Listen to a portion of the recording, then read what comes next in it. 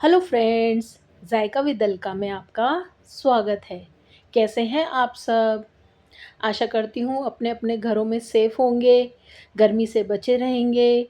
Please afternoon के time में अगर काम नहीं है तो प्लीज़ बाहर मत निकलिए, टेम्परेचर बहुत ज़्यादा है। अपना ध्यान रखिए, अपने बच्चों को घर में रखिए। तो शुरू करते हैं आज की रेसिपी।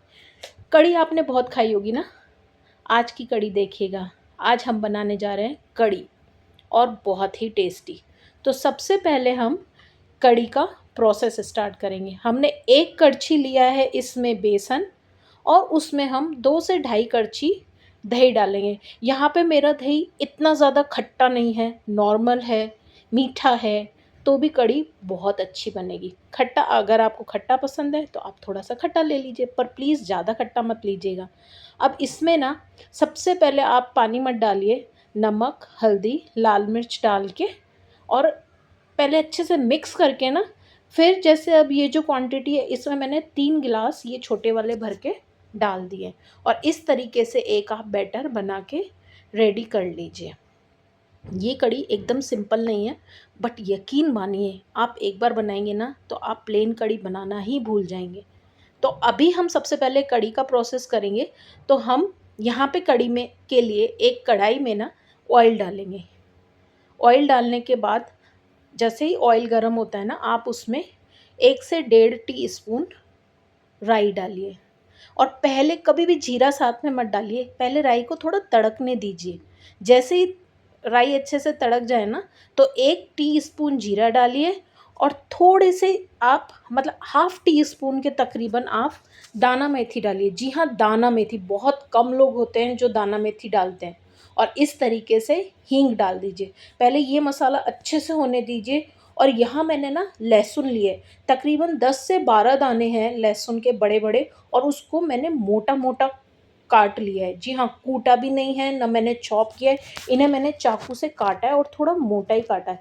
जब आप बाइट लेंगे ना कढ़ी का, और जब ये बीच में आते हैं दाने, ये इतना अच्छा फ्लेवर देते हैं ना आपकी कढ़ी को, यकीन मानिए आप बोलेंगे कि अलका, वास्तव में ऐसी कढ़ी हमने कभी नहीं खाई।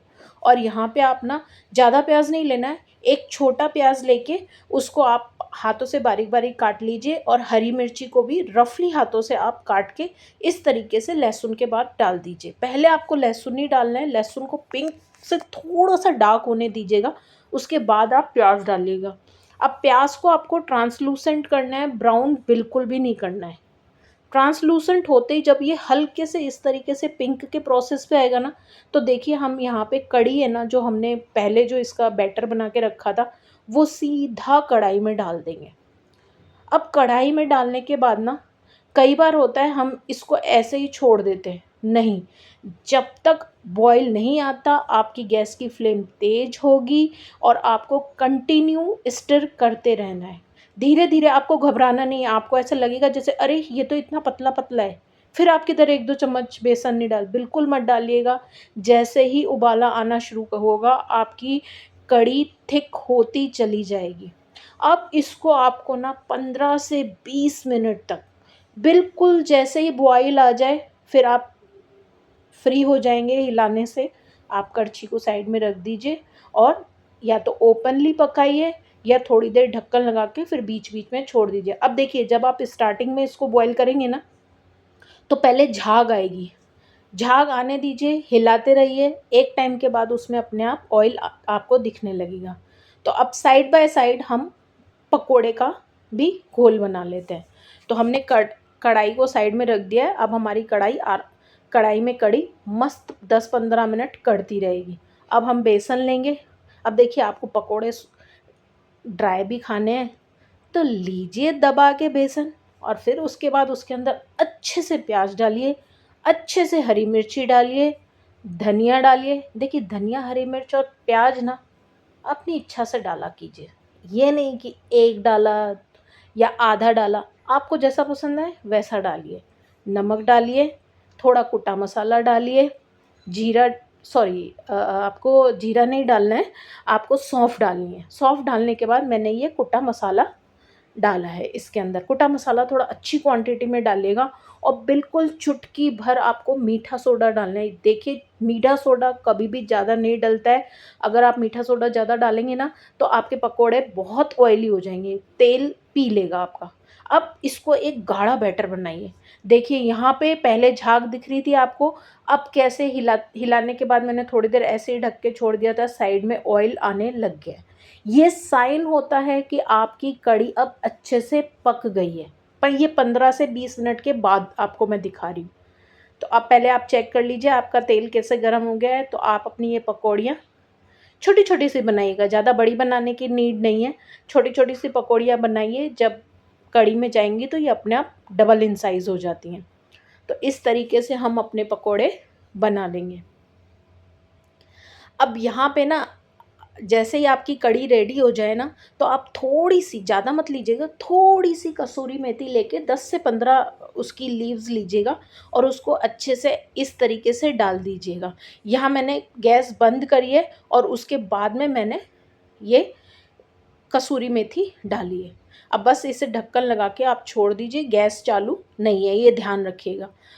अब यहाँ पे पकोड़े अच्छे से हम बना लेंगे। अब यहाँ पे आपको एक टिप देती हूँ, अगर आपको लहसुन का फ्लेवर बहुत पसंद है ना, तो आप क्या कीजिए, जब हमने घोल बनाया था ना कढ़ी का, तो थोड़ी-सी लहसुन को कूट के ना और हरी मिर्ची को कूट के आप उस बैटर में भी डाल दीजिए। यकीन मानिए, इससे ना उसका टेस्ट और डिफरेंट लगेगा आपको। ये तो आपको बहुत अच्छी लगेगी और जो वो कच्ची लहसुन का भी टेस्ट आएगा ना, वो भी बहुत अच्छा लगेगा। तो देखिए, इस तरीके से हमने पकोड़े रेडी कर लिए और पकोड़े अब हम कढ़ी में डाल देंगे।